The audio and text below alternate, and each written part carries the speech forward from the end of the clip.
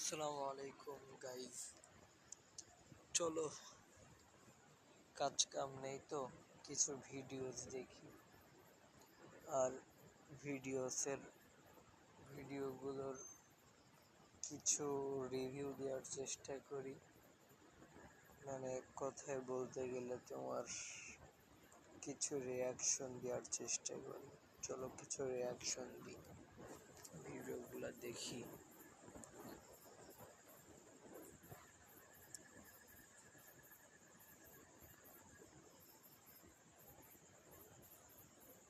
ये तो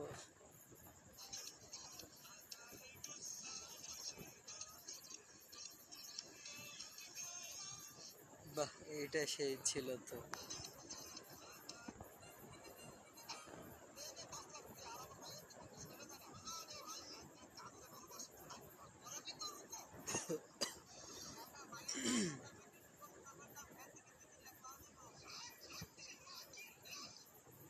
এটাও তো ভালো ছিল।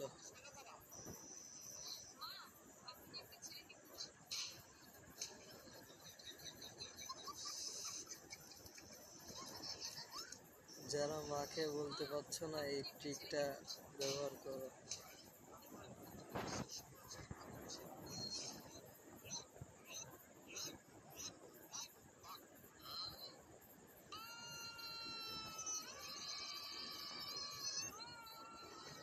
এটাও সেই ছিল।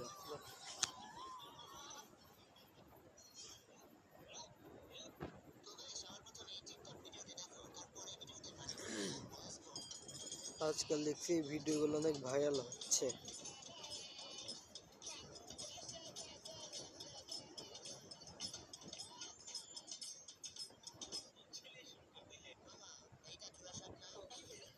বাহ,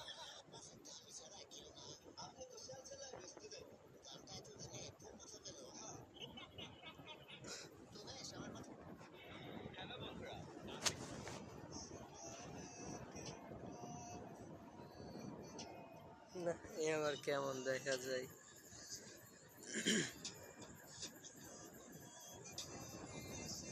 না চলো আমরা একটু টিকটক দেখে আসি।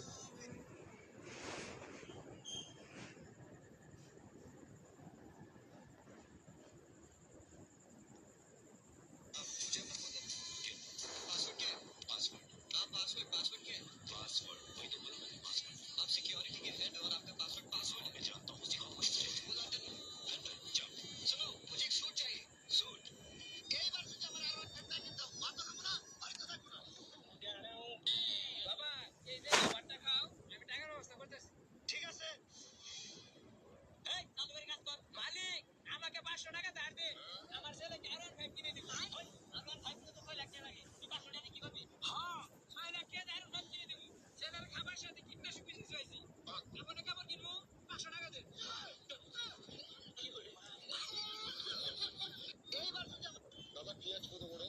কি পেঁয়াজ? 4,000 টাকা কেজি। হ্যাঁ, আর আদা 5,000 টাকা। কি এত জিনিসপত্রের দাম? সাধারণ মানুষ বাজার করবে কি করে? কি করে খাবে? কি খাবে? দাম কি আমরা বাড়িয়েছি দাদা? নিলে নেন, না নিলে না নেন। আপনার মতন খরিদ্দার আমার দরকার নেই। যান, চলে যান, চলে যান। কত টাকা? যান যান যান। সব দাম, যে জিনিসের দাম, কি করে খাবো, কি করে চলবো? টাকা পয়সা নাই।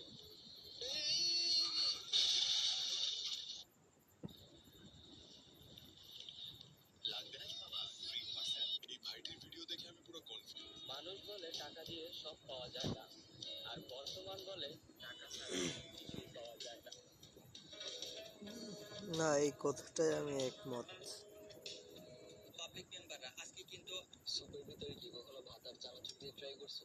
হ্যাঁ, এই যে দেখো সুপের ভিতরে ভাতার চানাচুর। হেদায়েত কেন হারিয়ে যায়? আল্লাহ তাআলা কেবল তার বাছাইকৃত বান্দাদেরই হেদায়েত দান করেন। হেদায়েত আল্লাহ তাআলার অনুগ্রহ। হেদায়েত পাওয়ার পর তা ধরে রাখা আমাদের দায়িত্ব। দুর্ভাগ্যজনকভাবে আল্লাহর কিছু বান্দাকে দেখা যায় হঠাৎ খুব ইবাদত বন্দেগী করছেন। কিছুদিন যাওয়ার পর তিনি হেদায়েত হারিয়ে ফেলেন, ইবাদতে আগের মতো স্পৃহা পান না। এর উল্লেখযোগ্য কিছু কারণ নিম্নরূপ। ১. ফিতনা। হেদায়েত পেলেই কারো জান্নাত নিশ্চিত নয়। হেদায়েত প্রাপ্তকে আল্লাহ তাআলা বিভিন্ন ভাবে পরীক্ষা করেন। নানা রকম ফিতনা তার সামনে আসে।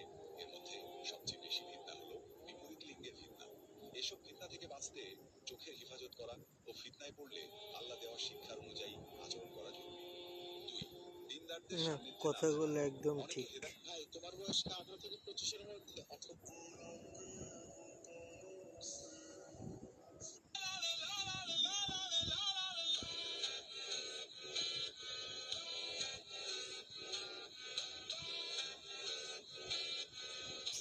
তোমরা কি আমার মতন খারাপ নাকি?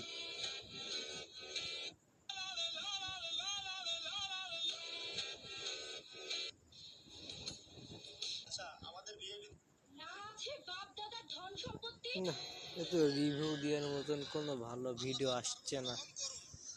আচ্ছা যাক, আচ্ছা এই পর্যন্তই।